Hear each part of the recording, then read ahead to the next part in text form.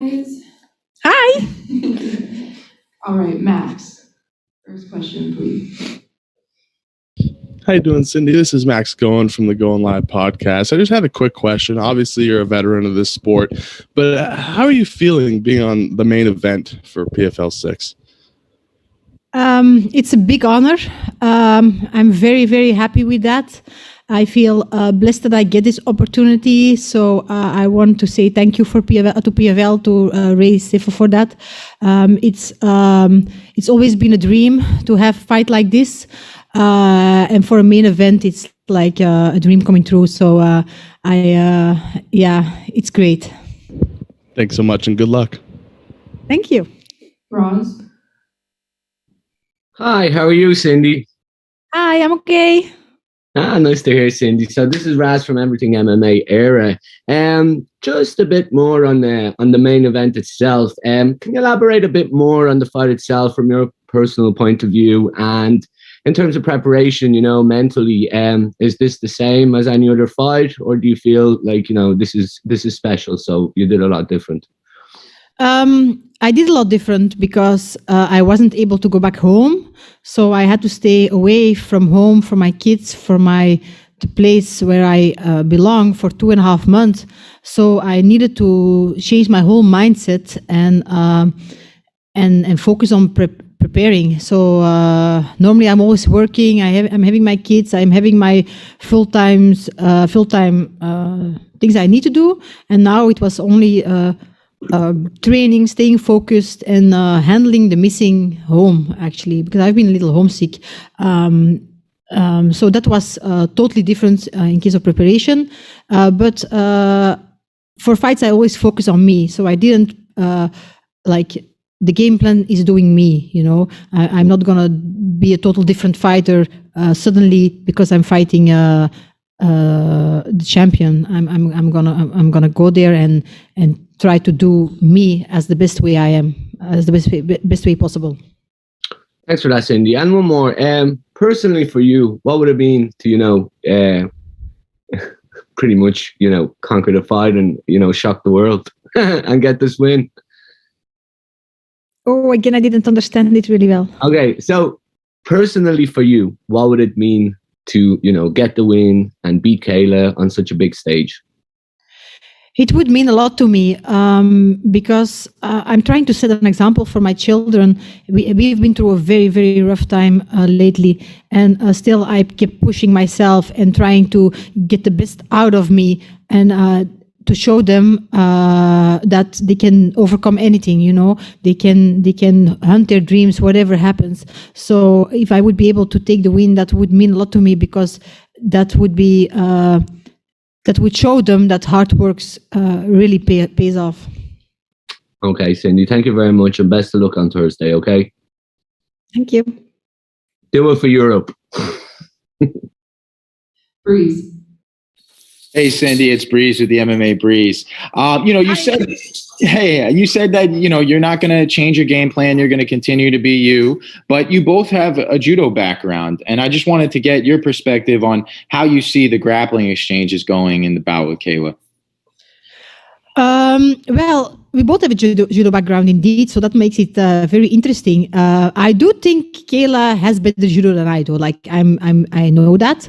But on the other hand, I am not scared to fly. I'm not scared to be taken down. And on the ground, I also have my judo background, but I've been grappling many, many years. So I have slick tricks too on the ground. And I think I showed that during my career. I think most wins of me were by submission. So that's going to be very interesting. I think Kayla's armbar is really good and her ground and pound is massive. But I have flexible hips and good moves myself. So, yeah, it's going to be interesting. Awesome. Thanks so much and good luck. Thank you. Curtis.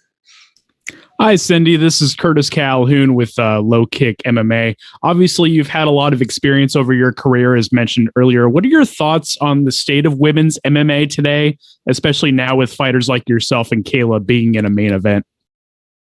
Well, we are not there yet, but I think PFL is doing a great job promoting women MMA and also promoting the bigger girls because those devastating weight cuts aren't very good for us either. So I'm happy that they're putting the work in, and with girls like Kayla and Larissa coming up, things are going to change. So it's very nice to see that things are changing, but we are not there yet. And I think in the United States we are a little bit farther than in Europe.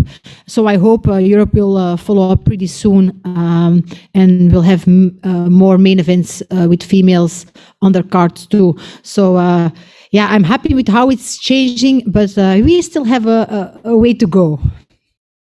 Thanks, Cindy. Ronald? This is Ronald E. Smith from Getting Real. Cindy, how are you? Hi, I'm okay. Feeling fit. Very, very, very good. As we know, you're coming off a loss, so you're right now in the rankings, you're down. So I would like to know, how do you concentrate on getting the win, but also too, knowing that you also have to get a knockout to get in the clinch and get in the tournament? I don't try to focus on the tournament right now. I try to focus on the fight itself, because Kayla is the biggest name in the tournament. So for me, it would always come to a point where I have to fight Kayla and where I would have to try to beat her. So I'm not really focused on points, or there's no pressure. I don't take that pressure on my back because I already have the pressure of fighting the best in the division. So if it happens, it happens. And even if not, I'm going to have fun, enjoy my time, enjoy this fight, trying to perform my best. So PFL wants to keep me a little longer. And it's just to go on training. Have you changed anything to prepare for Kayla? The thing I changed is that my tennis partner had to go southpaw. That is one thing I changed. But no, we've been really focusing on me. I don't want to be another fighter. I think the best game plan for me is pushing my strengths and not focus on Kayla's weaknesses, because I don't think she has many. And last question, throughout your career, just to get to this moment right now, what have you learned from yourself from when you first started to where you are right now? Well, when I first started, I only trained 4 months. When I had my first fight, it was immediately a pro fight. I just took it because I had no idea what I was doing. But what I learned and what I will do with my daughter is I will handle her body carefully. The biggest mistake I made through my career is accepting fights on weight classes where I don't belong, Okay, now I'm a little small for a 155er, but at least I'm healthy. My body's healthy. I'm not punishing my body with ruining my kidneys or doing massive weight cuts where I get injured. And that's the biggest thing I learned through my career, that I'm supposed to fight healthy. So that's featherweight or lightweight. And for my daughter, that's what that's the wisdom I'm gonna give her. There is no weight cutting until she goes pro, and when she goes pro, the weight cutting will be not too much. Thank you. Michael Morales. Hey, Cindy, how are you? Hi, I'm okay. How are you? Everything good here. Thank you very much for your time. I wanted to ask, this will be a main event match against Kayla Harrison. Is your daughter going to be watching this fight? And how do you feel knowing that she's going to be watching her mom in the main event this Thursday? She's going to be watching from home, from her little computer. I am very sad she cannot be here with me, but due to the COVID rules, I wasn't able to fly her out. Otherwise, I for sure would have. But yes, she's going to be watching. I'm 100% sure she's going to be up in the night, and she will be online to watch the fight. Thank you very much for your time, and good luck on Thursday. Welcome. Dylan? Hey there, Cindy. Appreciate you making some time. Hi, Dylan. Well, thank you for your time. I was just curious because, in between your last couple fights there was close to a 1.5 year long gap between there. I'm kind of curious, was there any level of cage rust that you felt? And as an extension of that, do you think that things are going to be a little more casual and fluid when you get out there with this quick turnaround here? I don't think the cage rest was a problem. I just came out of pregnancy, so I had to work very hard to get back in shape. That's for sure. I did my job. I did what I had to do. I followed my game plan. I don't think the cage rest was a big problem. I felt fit. I felt good in the fight. But when you leave it into the hands of the judges, you never know what they're going to decide or what's happening. So, a decision loss. It is what it is. I'm taking it. I never cried about losses. I take them as a strong woman I am, and I just continue learning and moving forward. The thing is, when you have a year like I had, and you've been crying so much about things that really matter, that are really important, the moment you walk into the cage, you take that with you, So I feel I'm not going to cry about a judge's decision. Like, it's not something I lose, it's something I win, because other people decide what they think what was going on in the fight, but I know what I felt, and I was pushing my limits, and I was doing what I love to do. I'm here because I still love fighting. I have that passion in me, and I've been losing my mom, my grandmother, things in my family going on. That are things where I want to cry about. I don't want to cry about a decision loss. That's I felt heartbroken after the fight, but more because I felt I put all my effort in it, not because the results weren't there, because the judges decided something else. They didn't see what I felt. They didn't feel what I feel. But after the fight, like, all the emotions about losing my mom and still being there, that is something where I want to cry about. And just as a quick follow-up, if I could, because you were talking about all of the struggles you've had to overcome and just like amazing resolve, but just, do you think you're heading into this fight just on the most like optimized, galvanized level you can be, just on the level of your physicality, but also just like overcoming so much? Like, are you in the most optimal all-around state coming up? I don't really understand your question. Can you repeat it, please? Language barrier hitting me, Bam. Oh, no, sorry. It's okay. I was just saying you've been able to overcome so much, and I think that's amazing. I'm just wondering if that's like really grown the already strong mental game that much further in your fight career. The thing is, like, I'm a fighter in life, not only an MMA fighter. I'm a fighter in life. I fight for what I'm passionate about. I fight for my kids every day. I fight for the people I love. So fighting for MMA because I'm passionate about this sport, it's a blessing. It's a blessing that I can follow my dreams, and that I can still be here and perform at the highest level, even with downs in my life. That is, it's something that pulls me up. It's something that makes me happy still. Although I had to miss my children now, that was hard. I would have loved to have them with me, but my sport makes me happy. Being in PFL makes me happy, and I'm very, very blessed that Ray is giving me this opportunity. And I really, really hope that I can show enough what kind of a fighter I am, what a heart I have for this sport, that I can stay in PFL a little longer, because after PFL, I don't think I have it in me anymore. Thanks so much for the time and insight, Cindy. Much appreciated. Welcome. Thank you, Cindy. We really appreciate your time today. Thanks so much. Thank you, boys. Bye-bye. Yep, you can go now. That's okay. Oh, it's a pleasure. I don't have anything to do with it. Thanks, Cindy. Bye-bye. Bye. All right, guys, we're bringing up Lance. If you have a question for Lance, go ahead and raise your hand. All right. Empire Universe. Hey, Lance. Luke from Empire Universe Podcast. How are you today? Good. How's it going? Not too bad, man. So what is the most important thing for you in this upcoming fight coming off a loss? Just to have fun and enjoy the moment. enjoy everything leading up to the fight.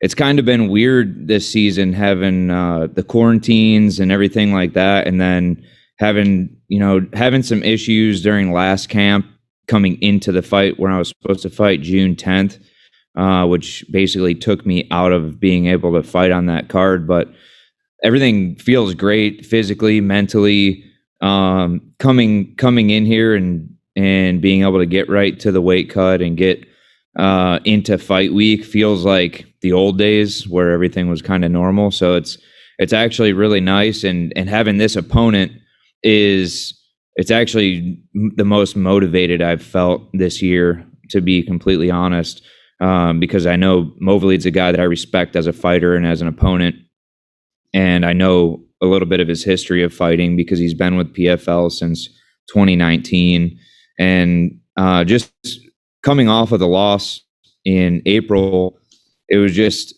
I know that wasn't me in there as far as mentally and physically.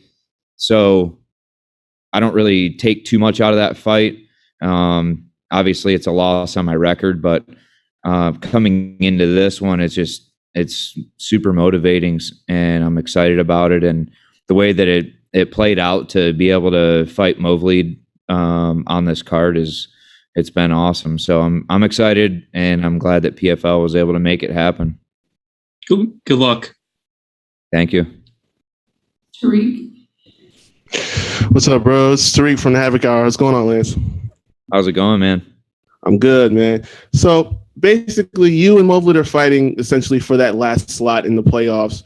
But a decision win would get you guys in. But with the way the judges have been going, the last couple fights, do you have a little concern about if you get to a decision? I don't think a decision win would get me in. No. I'd have to have a first round finish, yeah. But regardless of that, I'm just excited for the fight. Obviously, to get a win would be huge for me. Just as a great opponent and having a great fight, and going in and having fun in there, and just enjoying it, enjoy the fight, enjoy the process leading up to it. I haven't really enjoyed, like the last one, I didn't really enjoy any of the process leading into it. Obviously there's a lot of outside factors, but for this one, I'm really excited about the fight with him and just getting in there and getting back in the win column.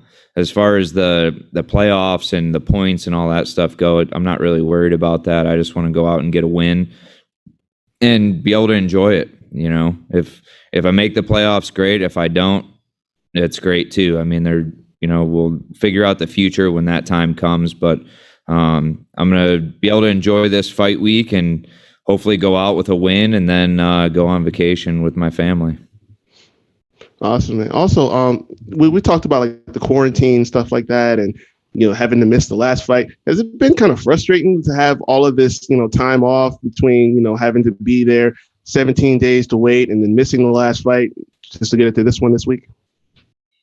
I mean, I've made the most of my time, especially when I'm here. Like last time, even though I didn't fight, I was in here for pretty much the whole time, basically 11 days until before weigh-ins, and then I head out and made sure that everything was good on physical end of it. And I trained every day that I was in here and made the most of it. And Juan Archuleta was here with me for the 12-day one.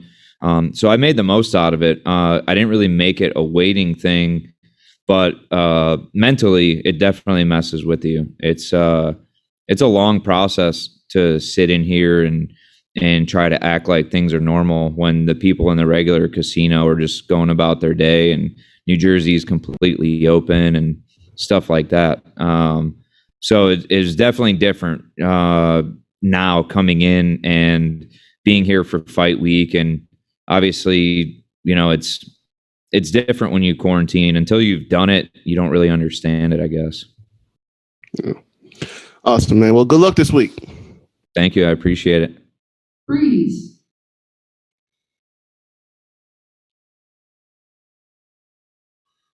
Speaking of breeze, it's freezing in here. Oh, hey, this is Breeze with the MMA Breeze.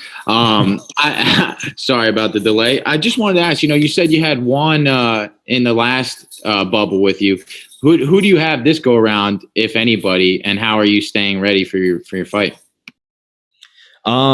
Yeah, Juan is on his way back. We were supposed to be here yesterday, but some flights and things got backed up. So he'll be here today and through the rest of this fight week. So super fortunate to have him with me the last time and this time, and it'll be good. He'll be here for basically like the last brunt of the weight cut with me, and all the hard training's done. I mean, I definitely, even though the fight didn't happen last time, physically I was fine. I just had to get checked out and make sure things were good from being on some antibiotics and things like that. So without getting in too much detail, I felt great and I was wanting to fight anyway, but they wanted it, obviously the fighter's safety and health comes first. So I'm excited they were able to reschedule me for this card, and everything's good to go. And I have an opponent that I'm actually excited to fight. So this is awesome. Awesome. We're looking forward to it. Good luck. Thank you. Dylan? Hey there, Lance. Appreciate you making some time. Thank you. I was just curious because I'd noticed that post on your Instagram about a week ago about the little Sour Patch Kid of yours turning 4 months old. So I wanted to wish a belated happy birthday there to Maya Rose. Thank you. And just as an extension of that, with like Father's Day just recently happening, you had the post about just how proud you are. Like, how much does that dynamic just even further galvanize your champion resolve heading into fights? It's been cool. I don't think that gives me, I'm pretty motivated, self-motivated, I guess you could say, but it just gives me a different reason to be excited for fights and be motivated to go out and perform. I don't know. I hear a lot of other people who are dads who, with daughters or sons who say that that's their main motivation and that's like the sole thing that keeps them going. But for this whole situation of the quarantines and the fight camp right after she was born, I didn't really have that time at home with her early on in her life. So, I mean, even up till now, really, I mean, I go home on weekends during fight camp, and I was able to be home last weekend for Father's Day. But I think the motivation for me is more just that I'm excited to go home and be with her and kind of work into our relationship. She's just now getting to the point where she's very active, and she can see, like, obviously on FaceTime, we're able to FaceTime a lot, and she knows who I am and knows my voice, knows my face. And it's crazy that even at 3 months, she was able to recognize me on FaceTime. It's like, thinking of that in the 80s when I was a baby is insane for somebody to be that young and be able to recognize a face and a voice through a phone or iPad or computer is just crazy technology. But luckily we're able to do that. So I'm at least able to get, time with her through that until I'm done with this fight. Yeah, well, hopefully that can come real soon for you, man, and you can enjoy the family time. Thanks for the insights. Thank you. Kelsey? Hi, Lance. My name is Kelsey McCarson. I write for Heavy. I wanted to ask you, as far as I know, and what I've seen, when the PFL signs people, they sign to 3-year contracts. You're the 2-time champion and one of the most popular faces, I would say, in the PFL. And so I was wondering, is this the last year of your current contract? And if it is, do you feel like you're going to continue with PFL, or are you thinking about your future? What is your future going to be like? I don't know. I make plans and I try to be as proactive as possible with things I can control. I believe this is the end of my contract as far as the seasons go, because the champion clause basically just extends it for the following year, which would have been last year technically. Okay. But it's this season being the third season. So basically going off of the contract after my 2019 season. So this is the last, I believe, season on my contract, and I don't know. We'll see. They brought in a lot of people from other organizations recently, so I guess it just depends, where their funds are and what they plan to do, whether they decide to keep me here or if I go look elsewhere. I really don't know, but I guess that's something that I'll have to start looking into right after this fight and figure it out. But in the near future is just focusing on this fight and this opponent, and then obviously whatever the outcome ends up being, whether there's a playoff for me or not, then I'll start diving into the old contract negotiations. Just a follow up to that, sometime last year, I think, in a story in MMA fighting, you expressed that you felt like the relationship was beyond repair between you and the PFL. Has it been repaired? I don't think it's been repaired, to be honest. I don't think there was really an effort to repair it either. So I don't think that's, it's not something I've dwelled on, to be honest, but that's something that'll definitely come up if we do go into a negotiation to either extend or do a new contract. Okay. Best of luck to you. Thank you. Thank you. All right, Alex, Cage Side Press. Hey, Lance, this is Alex from Cage Side Press. So you really haven't had to deal with opponent changes throughout your career. You've had a few in the last few weeks. Has that affected you at all? It's been weird. 2019, actually, the guy I was supposed to fight in the quarterfinals of the playoffs, he didn't make weight, so I ended up fighting Almeida for a third time. And then when Pineda popped for whatever it was after the semifinals of that same playoff, I ended up fighting Gilpin again. So I've had to deal with, those are familiar faces, but they were opponent changes nonetheless.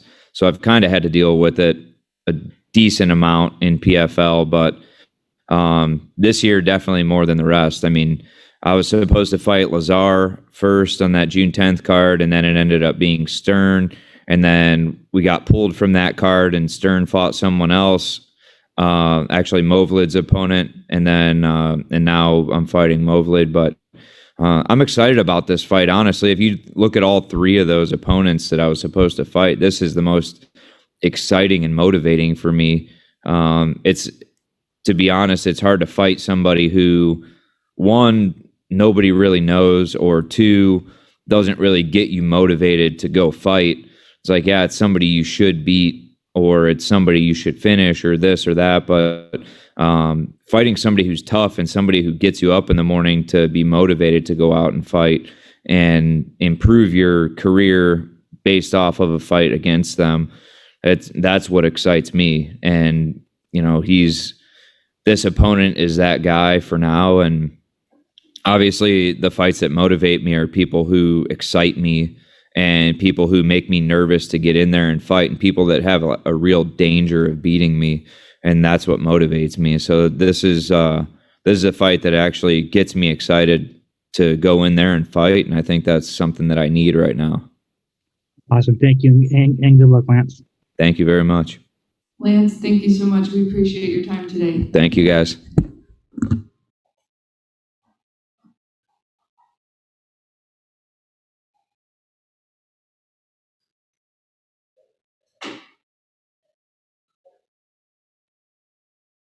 All right, we're bringing in Pettis. If you guys have a question for Pettis, go ahead and raise your hand.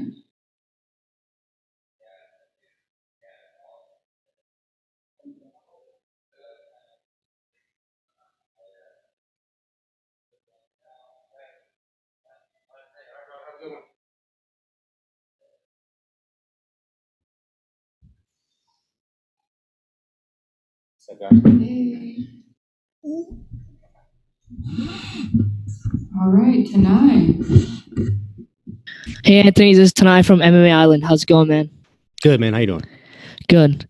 What do you make of your opponent, Hausch Manfio? You were obviously supposed to fight Alex Martinez on PFL 4, and then you had this opponent switch. What do you make of your opponent? Definitely different style. Watching his last fight, his hands are a little more active than the guy I was supposed to fight. Coming from that Taekwondo background, so just small adjustments. I think honestly, what I've been doing is perfect. I've been focusing on my boxing, my basics. When we get into that fight, I gotta watch his boxing honestly. So, yeah, I think I'm doing the right things. Awesome. Good luck, Anthony. Thank you. Aldrich? Hey, this is Algebra from the Fight Dialogue. Congratulations on your baby girl, man. Talk to me about that experience. How was your Father's Day? You said talk to you about the baby girl?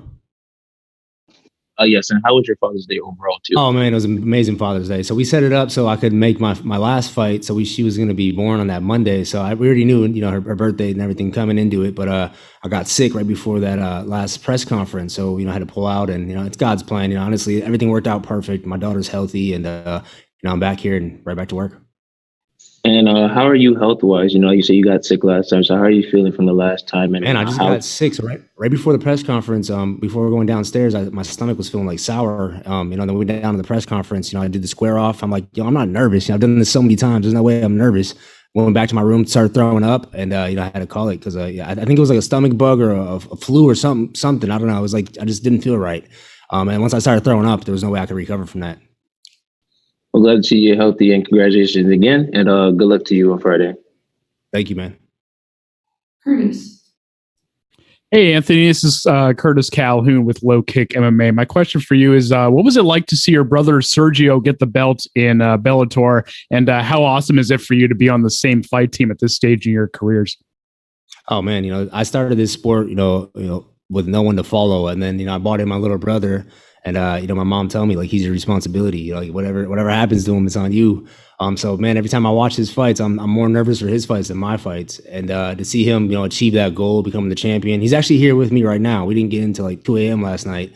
We've been through so much together, man. Highs, lows. And to see where he's at right now, it's amazing, man. Everything I wanted to happen for him is happening. So, I'm definitely blessed. Thanks, Anthony. Appreciate it. Thanks. Kelsey. Hey, Anthony, congratulations on the baby, first of all. Super excited for you. What's it like? You're going into this fight. This is the first time in your life that you're going into a fight that you need a finish to go on to what you want to do next. I know you knew kind of theoretically that was going to happen before, but now it's here. What are your thoughts and feelings about that? Yeah, it's kind of a little bit nerve-wracking where you're thinking about I need to finish. Not only do I got to win, I got to finish. But based on my last performance, man, I'm putting that on myself. I know I need to finish. Whether there was points involved or not, I didn't like how I looked in my last fight, and I took that personal. I went back, I went to work, and I fixed little details that I needed to fix. I forgot that Aaron Rodgers still has a coach that shows him how to grab the ball properly. There's things that you got to have reminded on a daily, and I feel like I detached from that a little bit in that first camp. And this camp, I'm just back to having fun with the process. I really focused in on my boxing. I think in this style of fighting, hands are very important. So I definitely focused on that. And I think I'm gonna show it coming this Friday. I think before your last fight was scheduled, you were your baby wasn't born, and then you got sick, and the baby was born. Anyway, I was thinking, does it make it easier to going into the cage? Because what I was thinking was maybe when you get in the cage and your baby isn't born, maybe the whole time in there in the back of your mind, you're like, is my wife in labor? I don't know, right? So tell me about that. Is that true, or do you not think about stuff like that? Oh, definitely true. Yeah. So we had to come out here 12 days for quarantine, and my fiance was pregnant. We had the date set for Monday for my daughter to be born after my fight. But you never know. She can come whenever she wanted to come. So that was definitely in the back of my mind. If I'm out here missing my daughter's birth, imagine explaining that. When she's 16 years old, I was quarantined for COVID and I was fighting in a tournament, so I missed your birth. This is a crazy thought going through my head. But she's here now. She's healthy, and I'm back focused and ready to fight. Thanks. MMA locker room.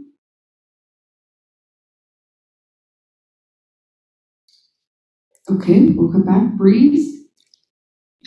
Hey, Anthony, it's Breeze with the MMA Breeze. First off, I just want to say visibly you do look a lot healthier, so that's good to see, and we're excited to see you perform. But I wanted to ask, you touched on it. You've been working a lot on your boxing. We've seen you in that old-style gym.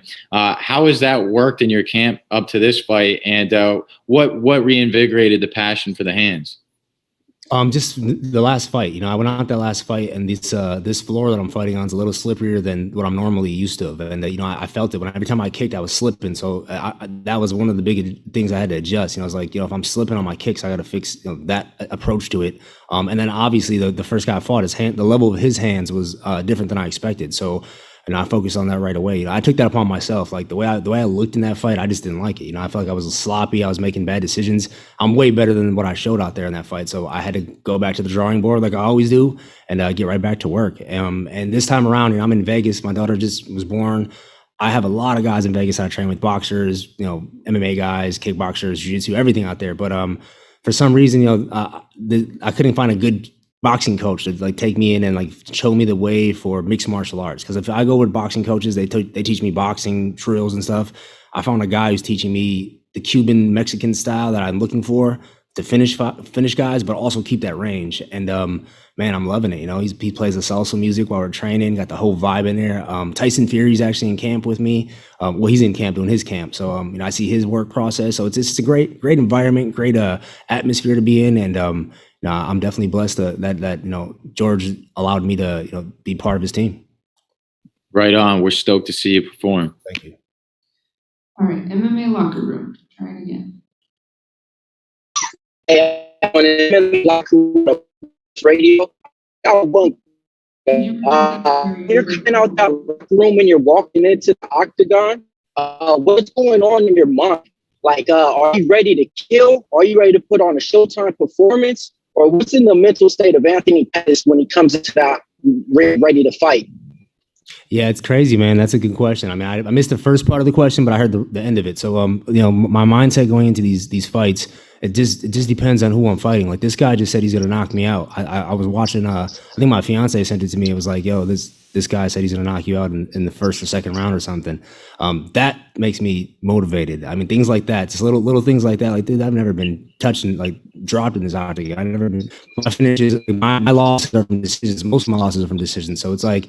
That right there motivates me to go kill. But sometimes, it's like I want to put on a show. Last fight, I was trying to put on a show, and that's what the performance looked in that. So trying to find that right the right mindset to go in there and not only put on a show, kill, but also win is the process.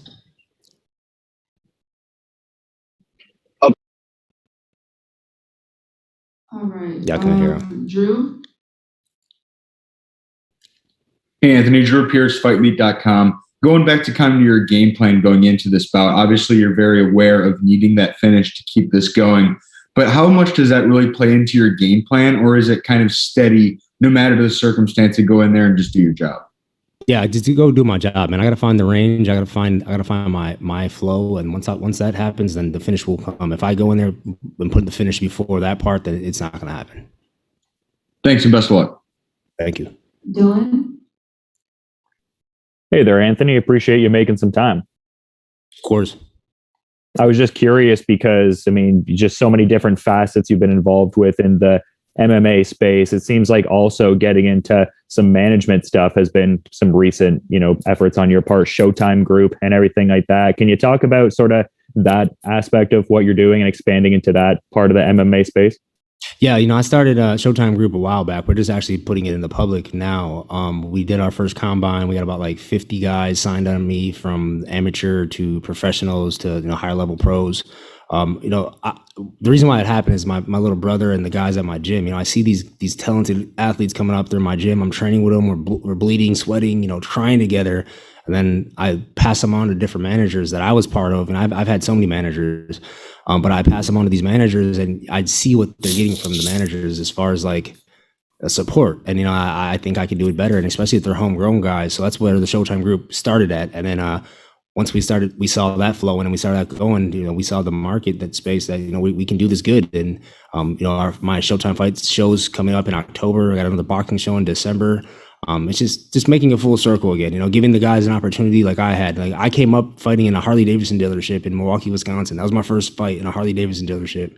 And, look where I, took it to. So I think me going back to Milwaukee first and putting it in there, giving these guys the opportunities, building my team up. I'm going to be around MMA for the rest of my life. This is what I love to do. It's my passion. And it's another avenue for me to be part of the sport. Yeah, it really illustrates that you're a student of the game, and I appreciate you providing those insights, man. Thanks.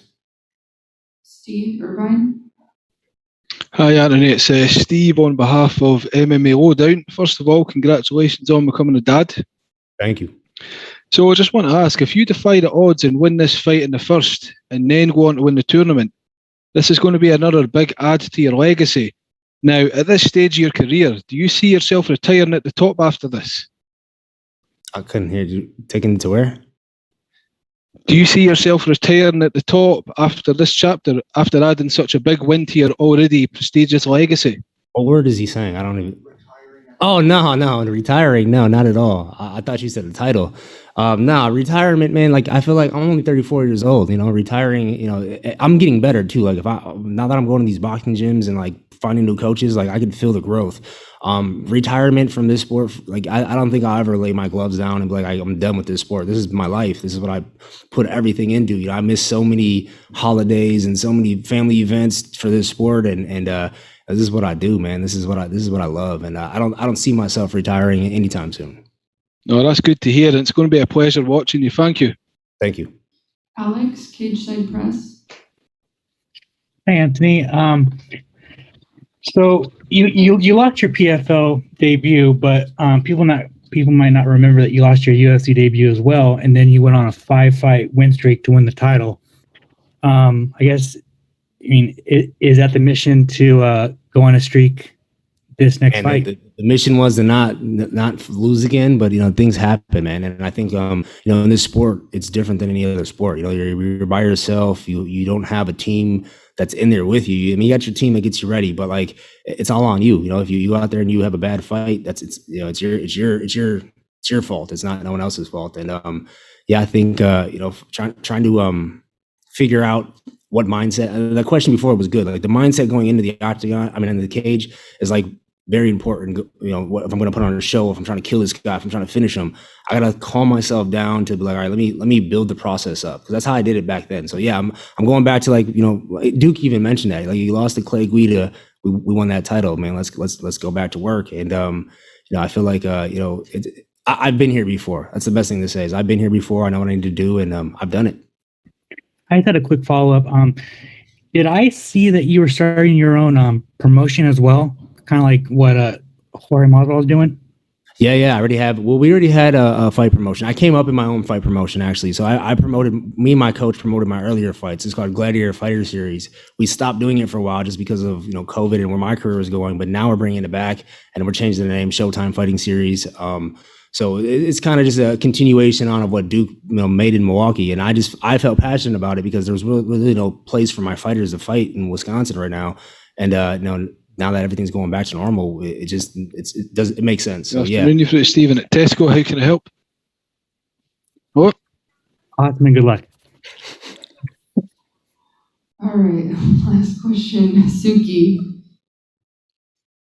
Thank you. Nice to talk to you, Anthony. I wanted to actually touch on the YouTube show you started. So everyone's really getting into your own YouTube channels, things like that. Saw the first episode, got a couple more to watch. So if you could just plug that, I'd love to know more about it.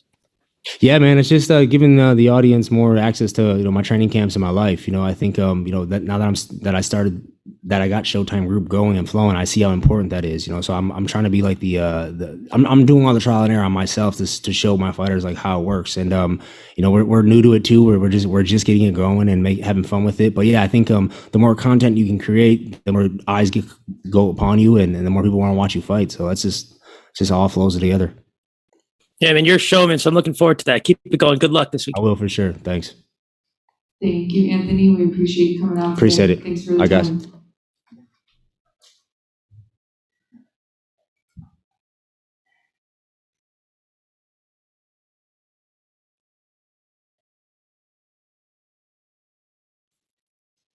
All right, we're bringing up Brandon. If you have any questions for Brandon, go ahead and raise your hand.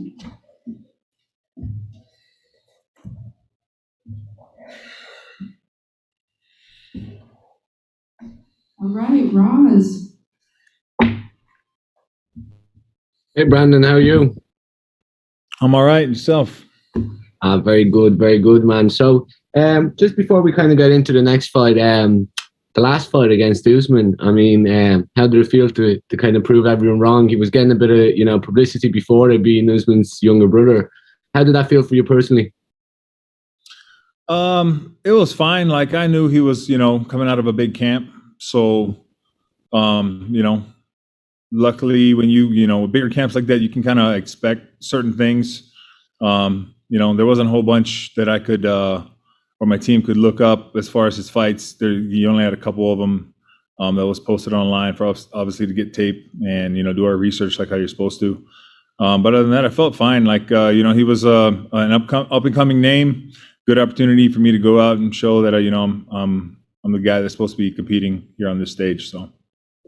Okay, thank you. And just to follow up on that, in terms of this weekend now, both of you guys, you love a finish. Do you have anything in store for us? Do you see it going the distance, or what's your thoughts on the fight?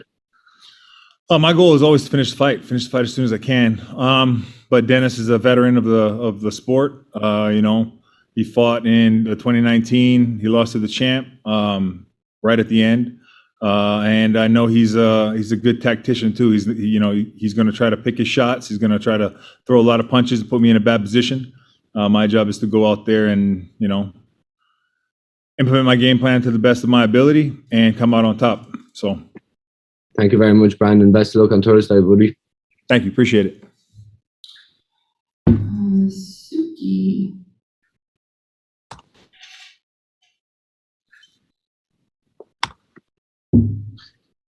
Suki, are you with us? All right, welcome back, Max. Hey, Brandon, this is Max Going from the Going Live podcast. Just first and foremost, want to thank you for your service. But secondly, just want to ask you, you were originally scheduled to fight Fabricio. Obviously a big threat on the ground. Did you have to make any major changes to prepare for this new camp? Or new opponent, excuse me? The notification was within the week of I found out who I was fighting. So a little modification, but not a whole bunch. Only because, like, when we found out, literally within the end of the week, I found out it was changing. So, we only were about a week into training when I found out Fabricio wasn't competing. So not a whole bunch of different strategy changes. We were just kind of ramping up and, not really fine tuning anything just of yet. So it was not a huge adjustment. Thanks so much and good luck on Friday. Thank you. Matt? Hey, Brandon. Matt Purtle with the Beautiful Violence Show. First off, you fought a phenomenal fight last time out. It was hands down most entertaining fight in the entire card. And on top of that, you look like you just enjoyed yourself out there. Could you touch upon what fighting means to you at this stage of your life and your career? Oh, absolutely. I definitely had a good time. It was good to be back into, the octagon or the cage, get out there and compete against a bunch of these, high caliber heavyweights. Yeah, where I'm at in my career, this is just a big opportunity. Proves that all the hard work and training that we put in, me and my camp, me and my team, has paid off. And luckily, Ray and his team has noticed and gave me the opportunity, along with my management team, Sucker Punch and Brian and his team, putting me on this platform to give me the opportunity to showcase my skill set. So I'm just grateful, really. Thanks for the response. Hopefully we get an NFT of you at some point. Not a problem. Nicholas. Brandon, Nico Suarez here. Your time in the Army always gets brought up because it's a big part of your career, but how did they help you kind of adapt and overcome the instability that comes with MMA with, last minute changes in opponents and all the craziness that can happen in MMA? Definitely I lean on my training in the military. And when I go into a fight, the consistency, the repetition, the drilling, all that stuff comes with, being a soldier on a day-to-day, building a routine, following up, having different, strategies, different courses of actions, and being, having the ability to adapt is the big one. We talk about that a lot, only because, Mike Tyson said it the best, everybody's got a plan to get punched in the face. So you got to have the ability to change your plan when things aren't going your way, and, just kind of overcome the hard part of fighting, which is when you're not winning the entire fight. So. Okay. Thank you very much. Thank you. Hey, Brandon, this is Tanai from MMA Island. How are you doing? I'm doing fine. Thank you for asking. This is obviously your second bubble experience with the PFL. How has it been and how has it affected your preparations for fights? Not like the first time was a little different, obviously a little longer quarantine, a little longer in the bubble, but overall it's been good. I brought, for them to allow as many people as they do into the bubble as far as your team, for you to be able to train effectively is always good. So I brought two of my main guys. More would always be better as far as training partners, but working on specificity is always good, and that's always the goal. So they run a professional show. You know what I mean? There isn't anything that we don't need or that we can ask for that they aren't willing to accommodate. And we're, again, just grateful for the opportunity that the PFL has given us, and taking the risk mitigation into effect with COVID is huge. I deal with it on a day-to-day basis in the military. So that the fact that the PFL is thinking, the big picture and the safety of the fighters just shows how professional of an organization they are. Thank you, Brandon. Good luck on Friday. Thank you. Tariq? Hey, Brandon, this is Tariq from the Havoc Hour. So, the PFL is all about stories, with their season format and everything like that. Obviously, we talked about in the last fight, the story was more about Usman, being the big name, and you were kind of the other guy in the equation. But now you're number 3rd in the rankings, and you're essentially just fighting to maintain your standings and get into the playoffs. Talk to me about how it feels now to kind of have that favorable position going into this week. For us, it doesn't really change. The end goal is always being the champ. So we take each fight one at a time. The guy they put in front of me is the guy who we trained for. And then if there's changes to that, then we adjust. Being 3rd in the ranking is great because, don't have to worry about as much pressure of trying to, get those early points, which is super interesting as far as, the MMA game. Normally, you're not worried about a point scale. But with a season and, you have a few fights ahead of you, it's not like a normal MMA environment where you're fighting, from contract to contract. This one gives you the opportunity to know that you're going to fight a few times, showcase your skills, whether you have a good day or a bad day, and continue to move on based on how not just you, but your opponents perform. So thanks a lot, man. Good luck this week. Thank you very much. Dylan? Hey there, Brandon. Appreciate you making some time. Appreciate you. Thank you for having me. I was just curious because with the last 2 fights there, you had a pretty pronounced gap between the fights, almost 3.5 years. Obviously didn't reflect in the fluidity of the performance, but I'm more so just wondering how you're feeling heading into this one with just a much more quicker, succinct kind of turnaround. I feel really good, actually. Normally in between fights, I kind of put on more weight than I probably should. But that goes with, living life, I guess. And so having a quick turnaround kept me very routine, kept me, disciplined to what we're training for, and just more focused and more comfortable just because, I kind of knew stepping back into the bubble, what the surrounding area was going to be like. So thanks for the insights, man. Appreciate the time. Thank you so much. Alex, Cage Side Press? Hey, Brandon, this is Alex from Cage Side Press. So you have a 100% finish rate, and your opponent has only lost via knockout or submission. Is your plan to finish your opponent?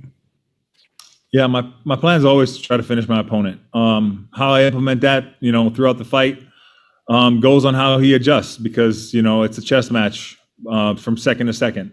A lot of times people think you're going to go out there and, your game plan is to knock him out. Well, perfect world, absolutely. But in a realistic world, you got to have different strategies and be able to adjust from how your opponent's adjusting to you. So on a move-by-move basis, you go out there, you put your best foot forward, and, you try to, one, put on a show, but also finish the fight every time. So awesome, man. Good luck. Thank you. This is Ronald E. Smith from Getting Real. My question is just during that time, I follow up on when you talked about how you had a gap break through that 3 years in your career, and including the pandemic. What kept you motivated to keep pushing whenever the fight world opened up again for yourself? Well, my job in the Army right now is a hand-to-hand instructor for the Army for the combatives program. So, we're ingrained on a day-to-day basis to be out there training soldiers to master our skill set.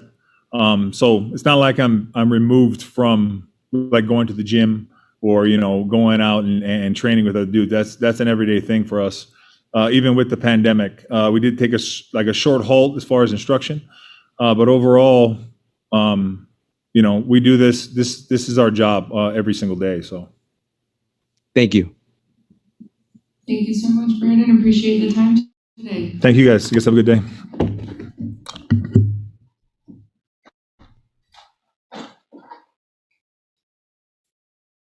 Right. Up next, we have Bruno. If you have a question for Bruno, go ahead and raise your hand, please.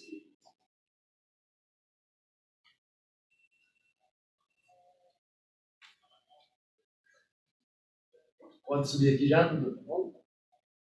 Hi. Hi.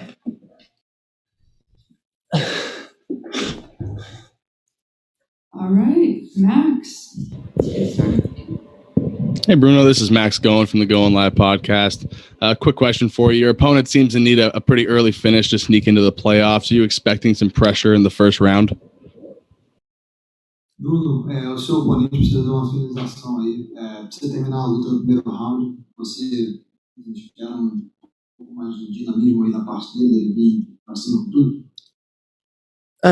Treinei muito, estou muito bem preparado. Creio eu que ele vai vir com tudo aí para tentar se classificar para os playoffs. Mas estou muito bem preparado, cabeça boa. Vou fazer uma boa luta novamente, se Deus quiser. I trained a lot, and I'm in a great mental space out here, a great camp. That said, I do think he's going to come forward and try to wrap things up quickly, but I'm confident in my skill set and the fact that I'll be able to get out of there nice and quick. Thanks so much and good luck. Thank you. Tanai. Hey, Bruno, this is Tanai from MMA Island. So you were a heavy underdog against Ante Dalia, but you knocked him out in the first round, and now you sit first on the standings for heavyweight. How did that make you feel? Você era um underdog aí pesadíssimo, né? Na última luta aí contra o Delia e conseguiu nocauteá-lo aí no primeiro round em grande estilo. Como é que isso fez você se sentir? Bom, igual eu disse, treinei muito, fiquei muito contente com o meu desempenho e, novamente, eu quero ter um grande desempenho igual da primeira luta aí. As I said, I trained a lot and I was able to showcase that with the result, and I expect the same type of outcome on PFL 6. Thank you, Bruno. Good luck on Friday. Thank you. Drew. Hey, Bruno, Drew Pierce, FightLead.com.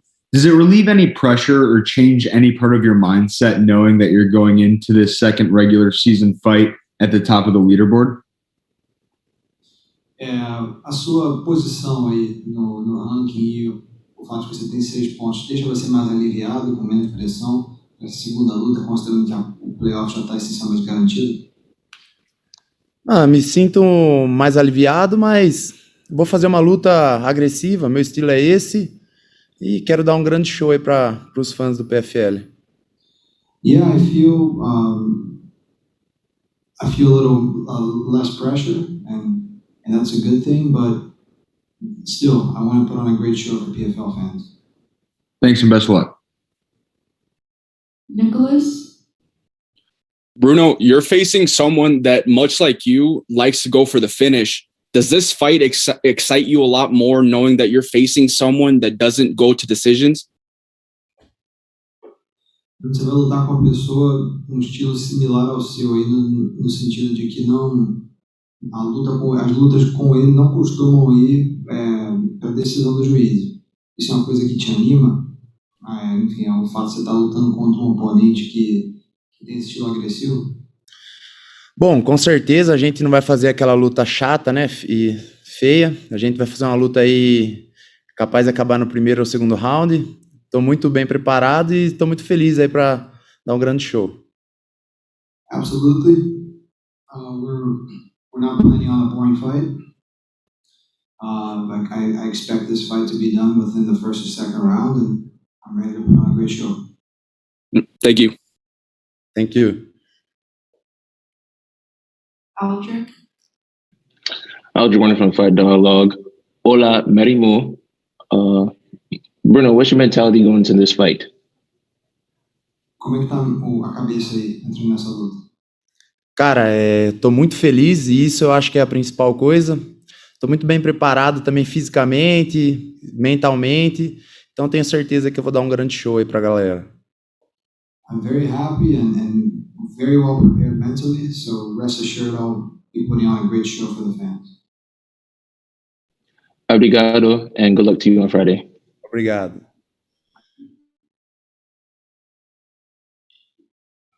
Max, did you have another question? Yeah, Bruno, this is Max Going again from the Going Live podcast. Your last loss was in 2018 to rising contender in the UFC, Yuri Prochaska. I was just wondering if you learned anything specifically from that fight that might have helped you in your dominant performance at PFL 3. Sua última derrota foi contra o Didi, né? O UFC hoje em dia. Sabia se você aprendeu alguma coisa com aquela derrota que você aplica no seu jogo hoje em dia? Após minha derrota para ele, eu fiquei quase 3 anos parado. Evolui muito mentalmente, tecnicamente, então acho que isso, a derrota me ensinou muito. E hoje em dia eu estou aqui bem preparado, acho que é por causa disso, por causa da derrota que eu tive. Absolutely. After my fight against Yuri, I was out for 3 years, and that matured me as a fighter, matured me as a person, and I learned an awful lot from that. And I feel like it's experiences like that, growing experiences like that put me in a position I'm at right now. Awesome. Thanks so much. Ronald. This is Ronald E. Smith from Getting Real. My question, Bruno, is just, I would love to know throughout your career for yourself, what has kept you motivated and kept pushing you to keep growing and push for the big things in your life? No decorrer da sua vida, o que te motivou a você crescer e buscar o seu sonho? Além da minha vontade, com certeza minha família. Eu luto aí para dar um futuro melhor para o meu filho, para minha esposa. Então acho que o alicerce de tudo aí, para mim, além de Deus, é minha família. The main thing is just my family. It's my drive to win and to be a better mixed martial artist, but also to provide a better future for my wife and my son. Other than that, just to believe my God. And to just throw one more question, have you had to change anything for during this fight camp to prepare for this fight? Could you repeat the question? I don't know if I understood the second part. Yes, no problem. I just want to know, has he had to change anything to prepare for this fight? Se mudou alguma coisa aí para se preparar para essa luta? Bom, eu continuei treinando com grandes nomes, então estou preparado tanto para a luta em pé quanto no chão, então não mudou muito, não. Eu tendo a cabeça boa, igual eu tô, estando feliz, eu acho que eu vou... tenho certeza que eu vou fazer uma grande luta. Nothing's changed internally. I'm still training and sparring against great names in the industry, and nothing's changed on my side as well. Still have a great mindset and healthy and well prepared. Thank you very much. Thank you. Suki? Hey, Bruno, we know you're a big time striker. And so the one thing I want to ask you before your Delidia fight, you were actually training with Ricardo Almeida, big name fighters like Frankie Edgar, Corey Anderson. So I just wanted to say, is your jiu-jitsu game coming along well? Can we maybe see you submit someone in the first round? Antes dessa luta aí, você estava treinando com o Ricardo Almeida, com a Frankie Edgar, Corey Anderson. Como é que tá o seu jiu-jitsu aí? Existe a chance do pessoal aqui te ver finalizando alguém? Treinei muito lá com o Cachorrão. Também, meu último camp eu fiz lá na Nova União com o mestre Dedé Pederneiras. meu jiu-jitsu aí tem evoluído muito. Se surgir a oportunidade de finalizar aí, com certeza vou estar finalizando, mas eu prefiro aí minha parte em pé e meu strike. E então, estou preparado para ambas as partes aí. Yeah, I trained with Ricardo Almeida a year ago or so, and my camp for the Delia fight, I did it at Nova União in Rio de Janeiro with Master Andre Pederneiras. So I've been training a lot, been working a lot on my jiu-jitsu. So I'm confident on that side, but striking is my bread and butter. So that's always where I'm going to resort to first. But if an opportunity arises to submit my opponent, I'll certainly take care of it.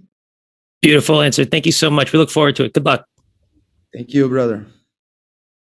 Aldrich? Hey, Bruno, Aldrich from Fight Dialogue. Outside of fighting, what do you enjoy doing in your spare time?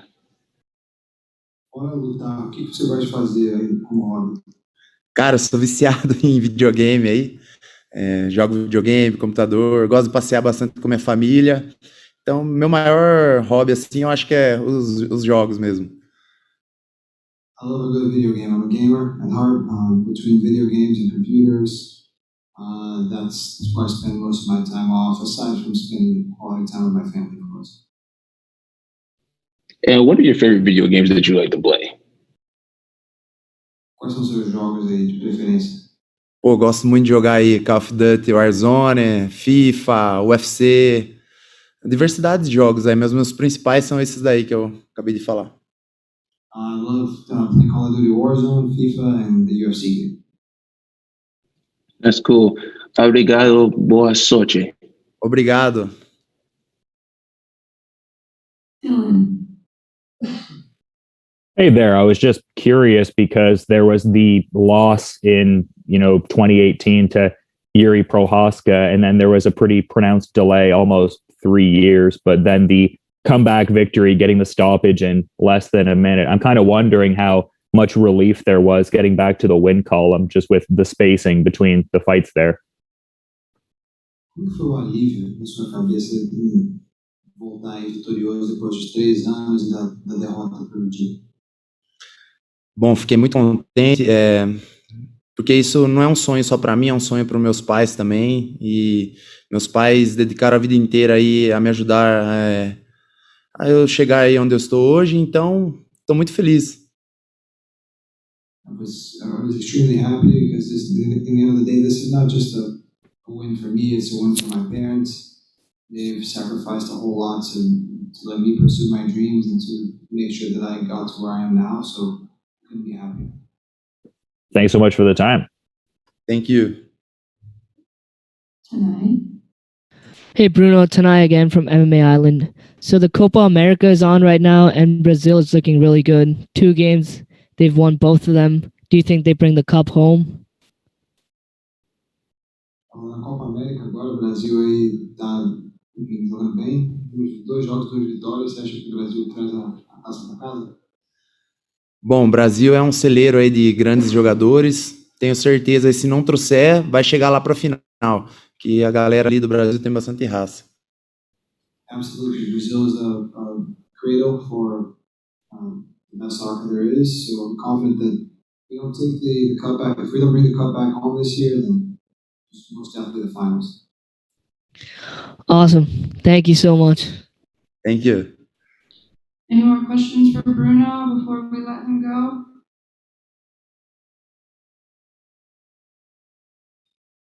Okay, thank you so much, Bruno. Thank you so much. Bye.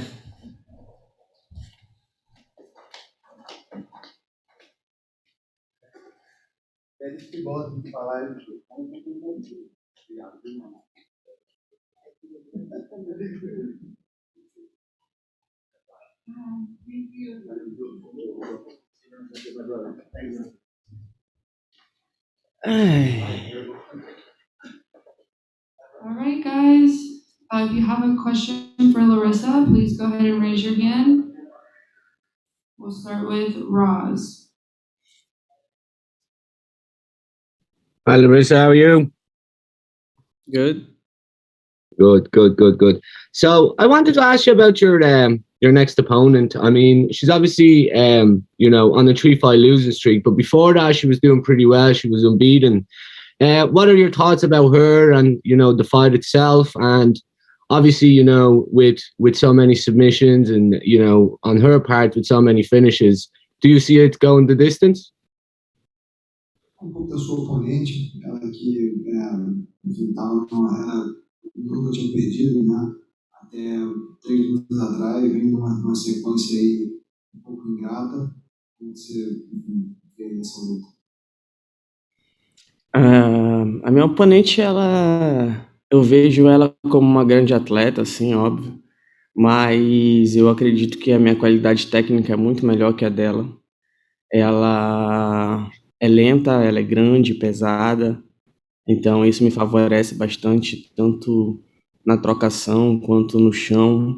Eu vejo que hoje eu tô, acho que, bem superior a algumas atletas aqui.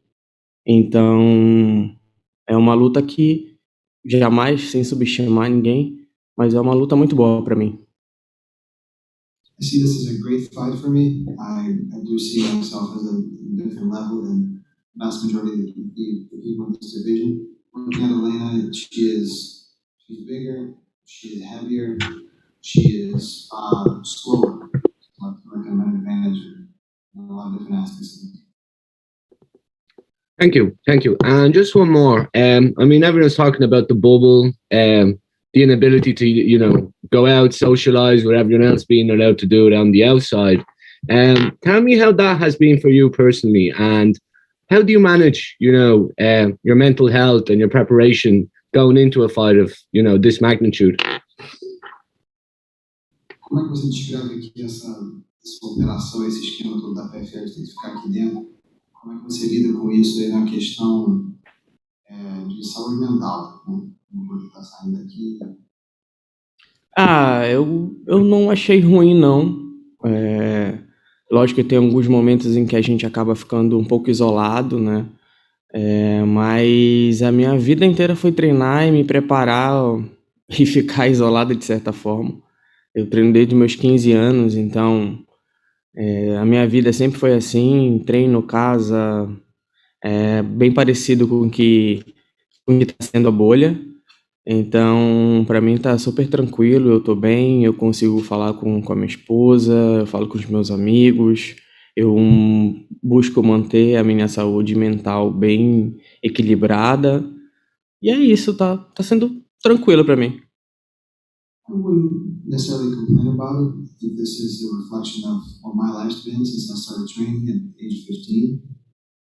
It's mostly just training, resting, eating, nothing too extravagant. While being out here, I've been in touch with my wife, been in touch with my friends. So I don't really see much of a difference as far as what's being offered here and the life I live outside of the book. Thank you. That was very insightful. Best of luck on Thursday. Max? Hey, Larissa, this is Max Going from the Going Live podcast.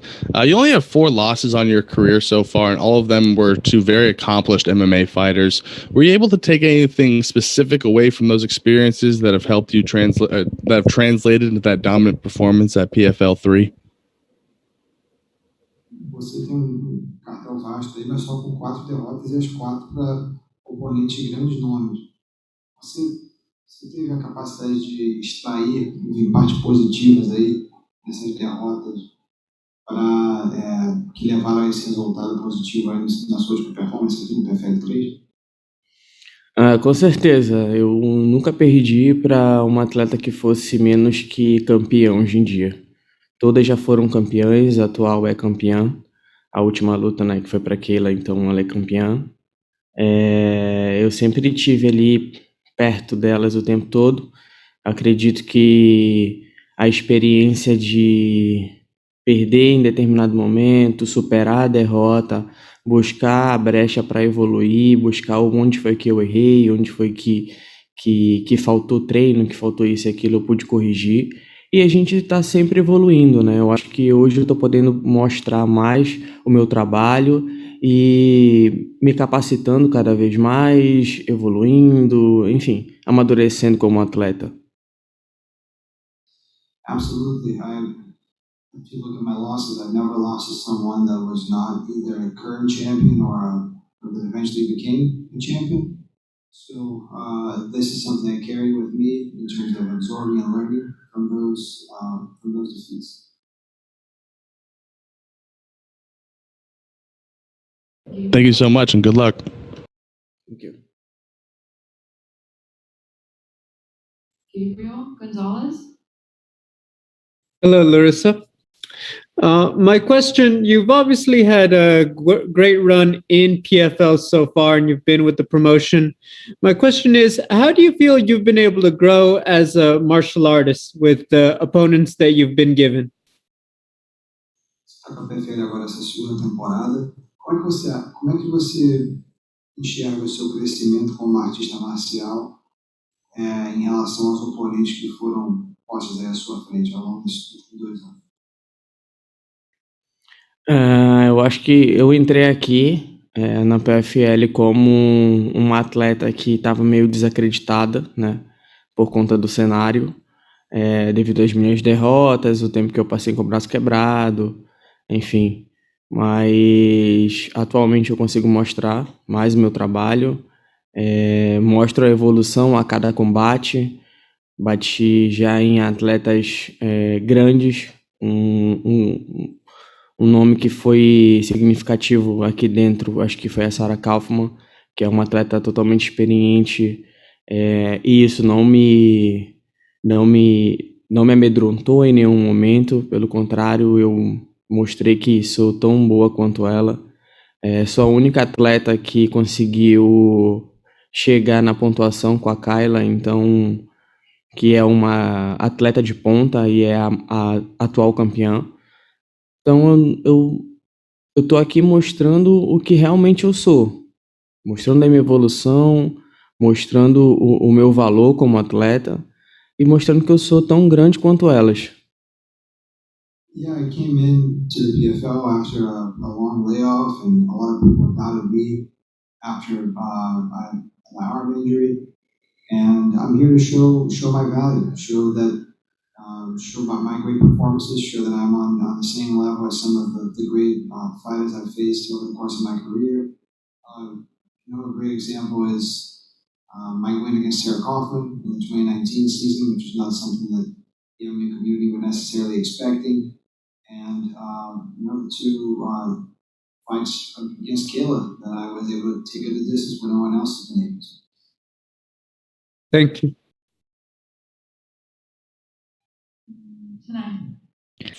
Hey Larissa, Tanai here from MMA Island.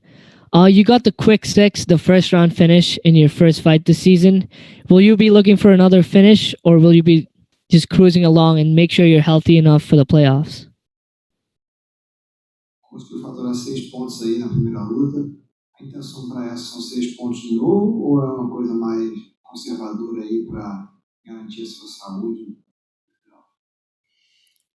Eu nunca consigo fazer um combate que seja mais ou menos, ou controlado, uma coisa assim. Sempre vai conforme eu tô sentindo e a intensidade da luta. Então, conforme for a intensidade dessa luta, que provavelmente não vai ser pouca, vai ser a ideia de garantir sempre os 6 pontos e sempre a vitória, independente de como vier. Personally, I don't think I'm able to hold myself back or pace myself to manage a result. And when I'm fighting, it's all systems go, and I'll make sure to seize an opportunity. I think this is going to be an action-packed fight, so I feel like I'll be able to capitalize on an opportunity here or there to wrap things up early and bring home 6 points. Thank you, Larissa. Good luck on Friday.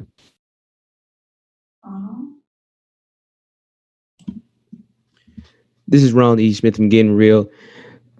I just want to follow up on a statement you brought before about the accomplishments that you did, but people somehow still also overlook you and look more on maybe Kayla just dominating this tournament. So I just want to know, just for your opinion, Why do you feel so many people still overlook you?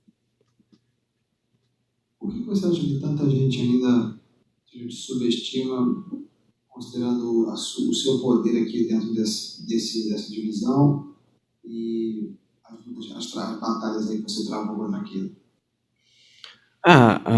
Antes disso acontecer, o meu nome, eu sou sempre dada como zebra, como atleta que já perdeu para tantas outras, são sempre vistas as minhas derrotas, nunca as minhas vitórias. Atualmente, com o nocaute que eu fiz agora no começo dessa primeira da temporada desse ano, as pessoas se surpreenderam, porque até então a minha oponente ainda era atleta que bateu num cara, que lutou com um tigre, e enfim, eu mato um leão todo dia, eu treino com um homem todo dia, eu luto com homens todos os dias, e isso não me faz diferente, não me faz menor. Eu acho que assim, eu tô conseguindo mostrar o que eu realmente sou, a atleta de qualidade que eu sou agora, com maturidade,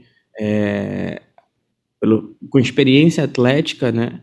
Com experiência na luta e com maturidade mental também. Eu cresci. Quando minha carreira deu um boom, eu tinha 19 anos de idade.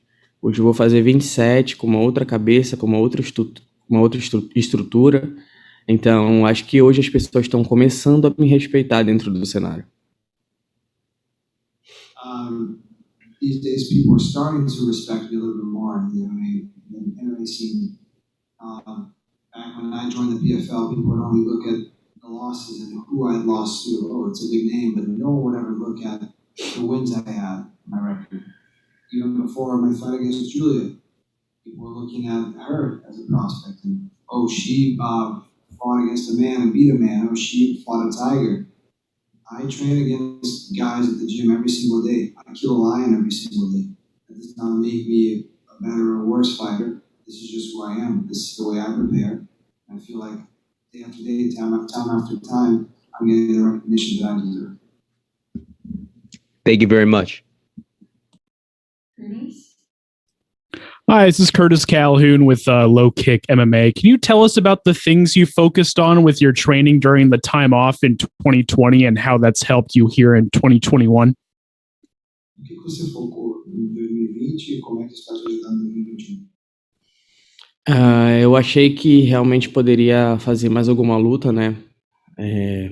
No ano de 2020 a gente teve a reunião aí com a PFL e eles disseram que possivelmente poderia rolar alguma luta no final do ano, mas a gente viu que a pandemia se prolongou e foi tudo piorando cada vez mais, principalmente no Brasil.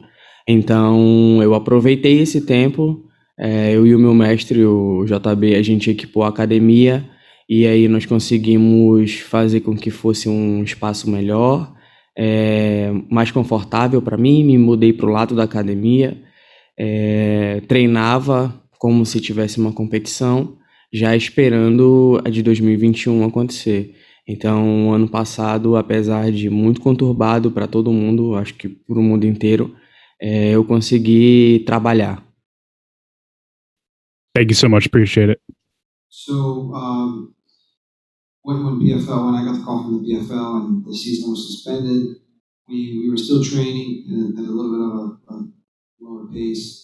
But eventually there started being rumors that we might have a show on towards the end of the year.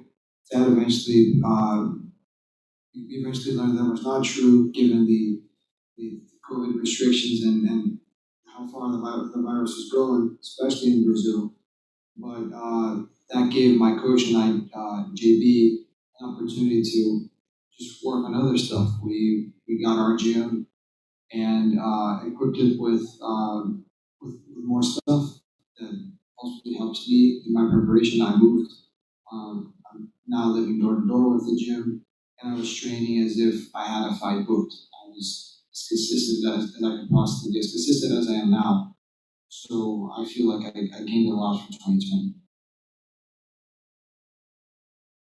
Michael Morales.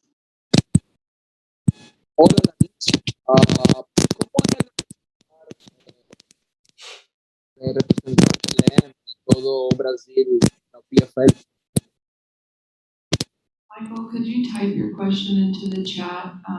We're getting a lot of feedback over here. All right, Tariq. Hey, Larissa, this is Tariq from the Havoc Hour. So, in the 2019 season, you felt confident that you could beat Kayla after the first fight you guys had.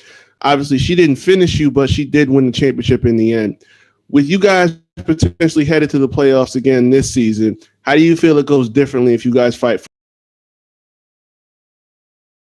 Quando você lutou com a Kayla a primeira vez em 2019, você sentiu que num segundo embate na final você tinha condições de ganhar dela? E uma continuação dessa pergunta, vocês dois já estão muito bem encaminhados aí para o playoff, como é que você encaram a terceira luta contra ela?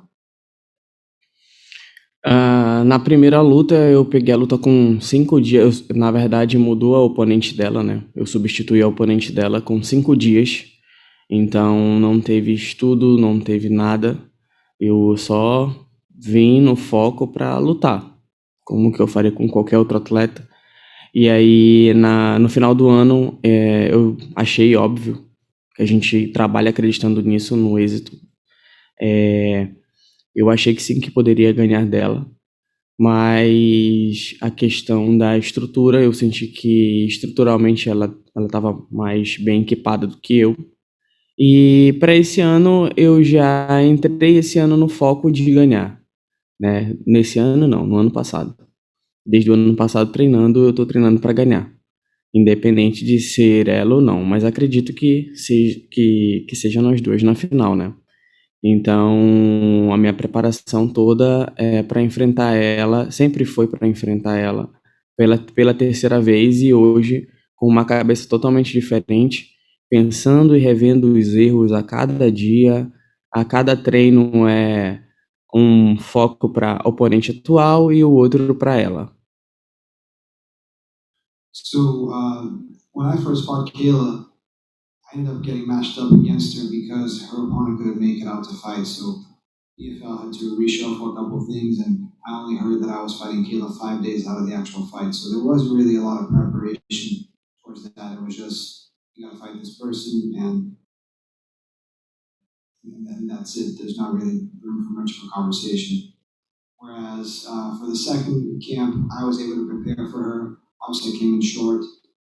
She succeeded there, and ever since then, every single camp I get myself into, or whenever I'm preparing for my next opponent, as well as for Kayla, for when the time comes and I get my third matchup against her. Thanks a lot. Good luck on Friday. Question here from Michael Morales. What does it feel for you to have the opportunity to represent Belém and all of Brazil at the PFL? Como é que você se sente representando Belém e Brasil na PFL? Eu fico muito feliz, né? Eu sou patriota, então eu defendo o meu estado, defendo minha cidade, né? Eu sou de Belém, mas Marituba é onde eu me criei e eu sempre representei a cidade. E mostrar para o mundo que um lugar tão pequeno pode ter um atleta tão grande e mostrar também que se a gente houver mais investimento nos projetos sociais, que foi de onde eu saí, a gente pode mudar a vida de outras Larissas, de outros meninos, de diversas crianças que podem ser um campeão ou vencer na vida de alguma outra forma. I carry the flag of Brazil and Belém with extreme pride. I'm a patriot at heart, and more than that, I enjoy representing my city, which is Marituba, which is on the outskirts of Belém, and my home state in Brazil, as a way to show the future generations that there should be investment in social projects of social justice, which is the ones that got me through and put me in the position I'm in right now, and that a small town can have a star of national caliber like myself.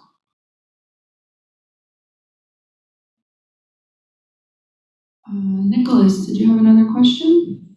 Yes, I do. So, Larissa, we've seen you as a fight in the professional level for almost 10 years now. In your opinion, how have you seen the opportunities in MMA change for women, not just from Brazil, but from Latin America compared to when you first began in 2012?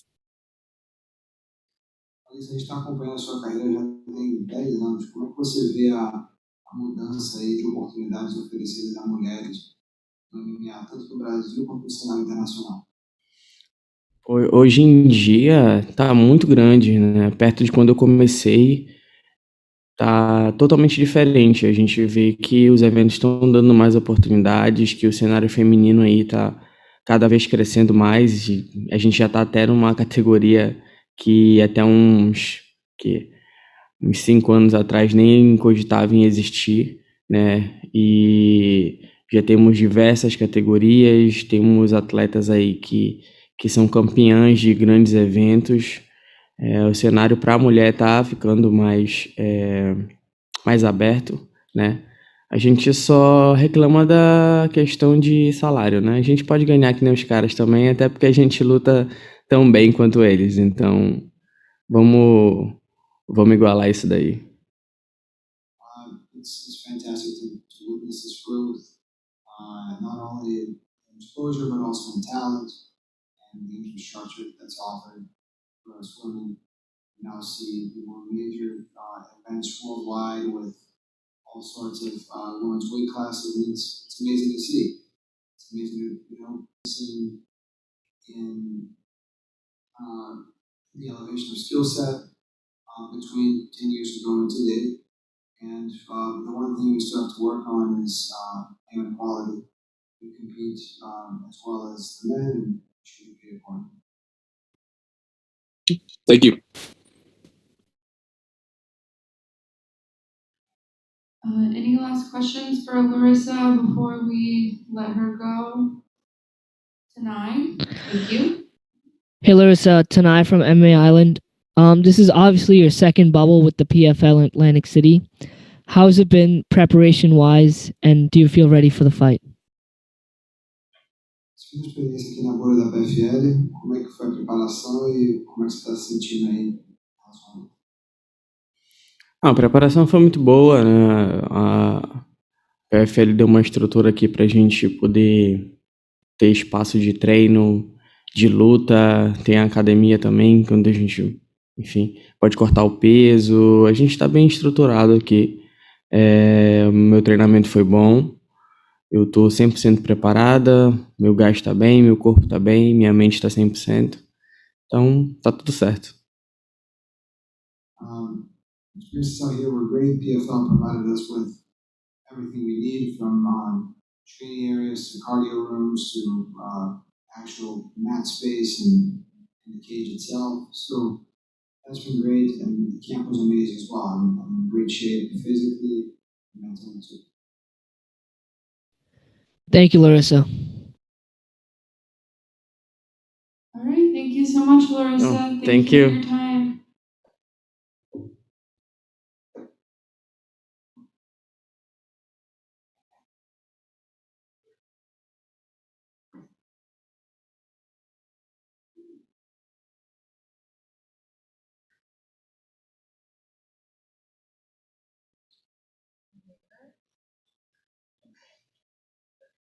All right, guys, we're just going to take a quick 3-minute break. I apologize, and we'll be right back.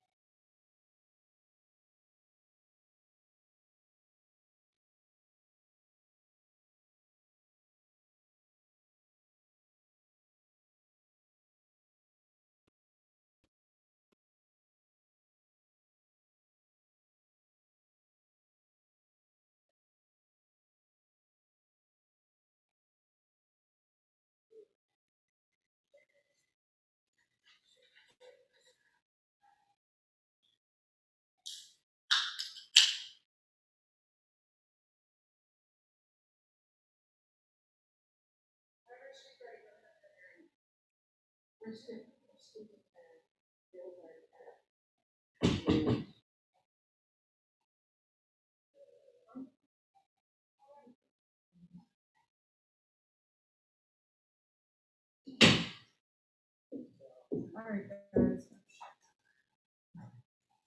right, guys, we're back. And we have Kayla with us. So if you have a question for Miss Kayla, go ahead and raise your hand, please. All right, Gabriel, please. Hello, Kayla. How are you? Good, thanks. How are you? I'm doing good, thank you. So just the one question, the obvious one. You obviously did interviews and you said you weren't exactly pumped up to put the nail in the coffin against Cindy. Now that the fight is closer, has that gotten easier? Yeah, I mean, it's business week, it's fight week, you know, all of the human emotions kind of have to go away and you got to become the Terminator. So just business. Thank you. Barcelona? Yeah, Kayla, Jim Barcelona, Miami Herald. Just curious with the fighting schedule now, and I know none of the fighters want to look ahead, but it's so cool that the playoffs are going to be in South Florida this year. It's going to be at the Hard Rock Hotel Casino. I just want your thoughts of bringing PFL down to South Florida, near where you train at American Top Team. Oh, I'm beyond jacked up about it. I feel like it's a great time to come to Florida. It's a great time to open back up to fans, and then we'll have an entire crowd full of not just my fans, but I think in general we just have a ton of fighters in the crowd. So if there's not a lot of action in the cage, you'll have some outside the cage. No, Florida's great. Come to Florida. Everyone wants to be there. Thank you. Ronald. This is Ronald E. Smith from Getting Real. Kayla, how are you? Good, thanks. How are you? Can't complain. And this question here for you is more for next month for the Olympics. And you brought up in a previous interviews talked about because when you were at a point after the Olympics wondering what's next, what's now for me, and a lot of those athletes are going to go into the same thoughts that you went through. So if you could, what words would you give them just to get them prepared, but also to get them motivated when that time does come? Yeah, I mean, I think right now their focus should be the Olympics. It should be, they've prepared for now 5 years minimum for this moment. And I think after it's over, just to remember to enjoy it, soak it up. You know, you worked hard to get to this spot, and remember to breathe and surround yourself with good people and figure out your next moves. But remember to breathe and enjoy it. It goes by really quick. Thank you. Gabriel Gonzalez.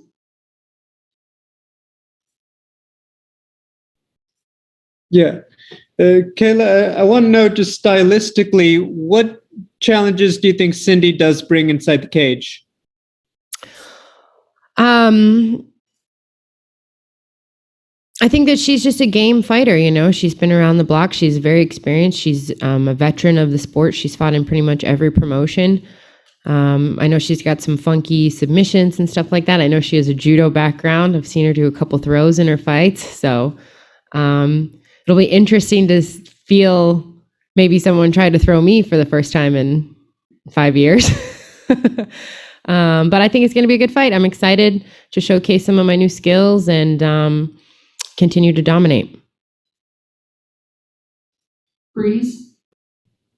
Hey, Kayla, it's Breeze with the MMA Breeze.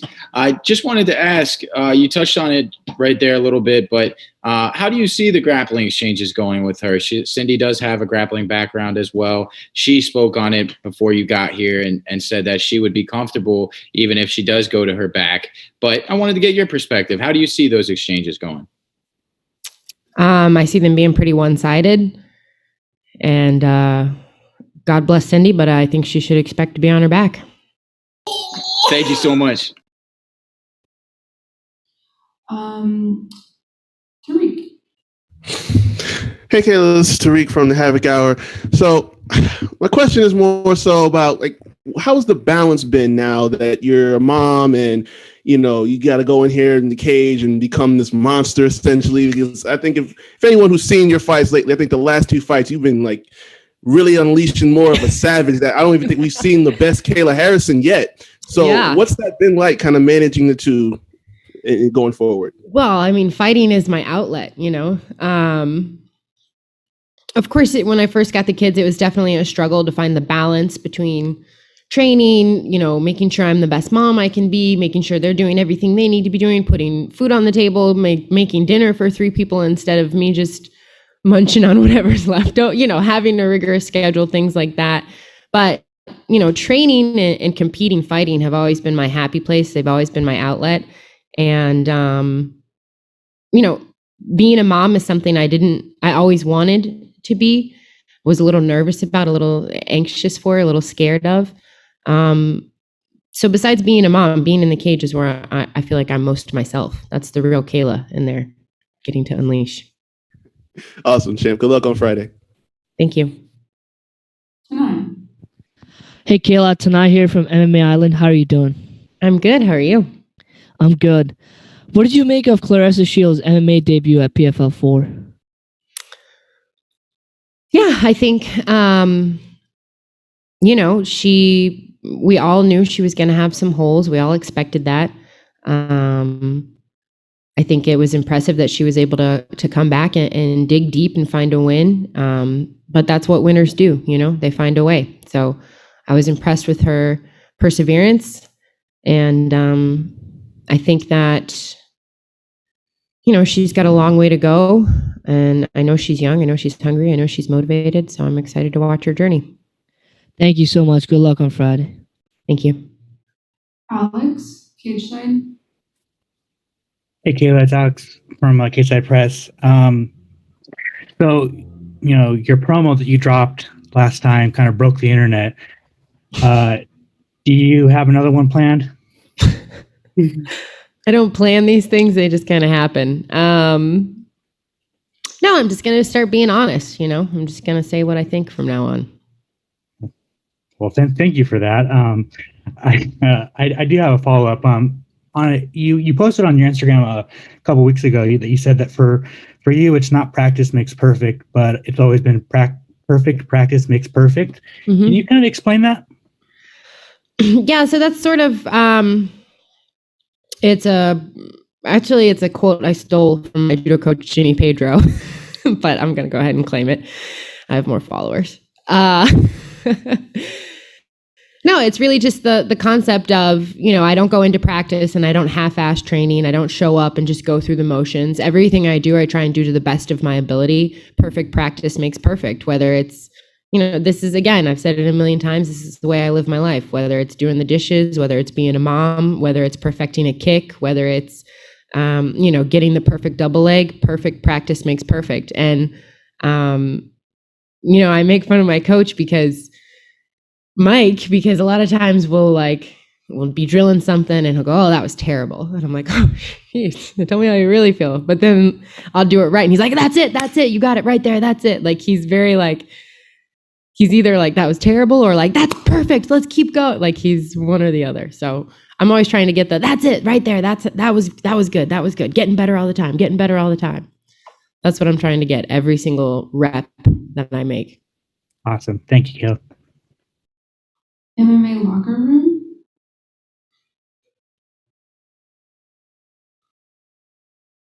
MMA locker room, right there. All right, we will come back. Curtis. Hey, Kayla, this is Curtis Calhoun with Low Kick MMA. Good to talk to you again. As mentioned earlier, you trained down at American Top Team. Can you kind of talk about how working with them helped make your transition to MMA easier and the impact they've had on your career? Yeah, I mean, I think it's, the volume of work speaks for itself. We have a young, up-and-coming crew of undefeated fighters. I'm one amongst them. I quickly realized when I went to ATT that was going to be the place for me. I've always felt like if you want to be the best, you have to train with the best. That's why I moved to Boston to train with the Pedros when I was 16, and that's why a month after I visited ATT, I packed up all my stuff and moved down there because I wanted to train with the best coaches. I wanted to train with the best training partners. I wanted to train with the best female in the world, at the best gym in the world. And, the thing I love about ATT is there's no guesswork. There's no blind leading the blind. There's no like, oh, we're going to maybe do this today, and today we're going to try this, and then maybe we'll do this.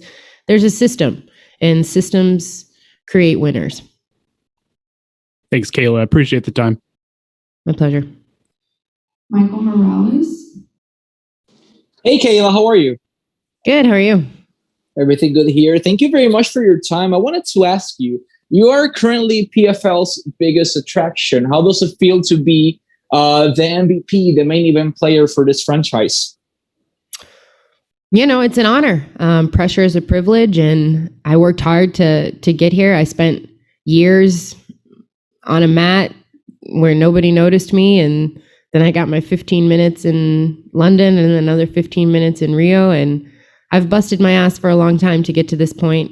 And I think they picked the right horse because I've got big shoulders and I'm ready to carry this league.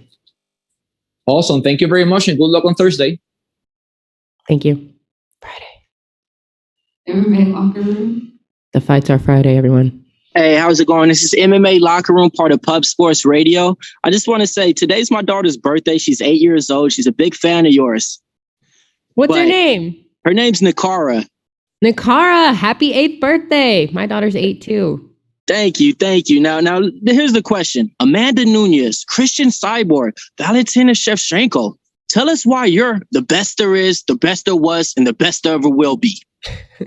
I didn't say I'm the best there is yet. I said I will be. And, I'm not disputing that those fighters are all better fighters than me at this point in time. But I believe with the method to my madness, with the coaching staff behind me, with the self-confidence that I have, with the athletic ability that I have, with the hard work ethic that I have, the mental fortitude that I have, I will go down as the best. I will go down as the greatest of all time. I have to be given an opportunity, and I have to go out there and prove it, but I'm ready to do it. Empire Universe. Hey, Kayla. Luke from Empire Universe Podcast. How are you doing today? Good, thanks. How are you? I'm just great. Thank you. So, listen, I mean, you and Cindy, you both possess those judo and ground skills. So, is this going to be one of those fights that could potentially just be a stand-up fight?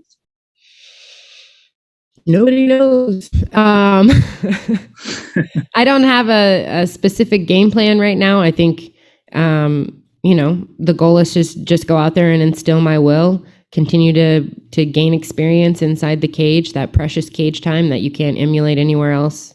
And yeah, I'm ready to go out there and kill.